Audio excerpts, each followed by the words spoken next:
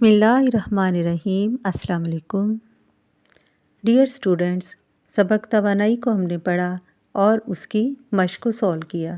آج ہم پڑھیں گے سوالات کے جوابات۔ سوال نمبر 1 ہے، ہماری زندگیوں میں توانائی کیسے کام کرتی ہے؟ روزمرہ زندگی کی مثالوں سے واضح کریں۔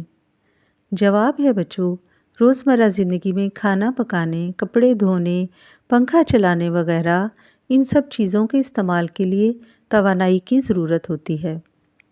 سوال نمبر 2، توانائی کے 5 قدرتی ذرائع کے نام تحریر کریں۔ سورج، کوئلہ اور تیل، قدرتی گیس، پانی، لکڑی۔ سوال نمبر 3 ہے، آپ کے خیال میں اگر ہمیں سورج سے توانائی نہ ملے تو کیا ہوگا؟ جواب، سورج سے اگر ہمیں توانائی یا روشنی نہ ملے تو زمین پر زندگی کا تصور نہیں۔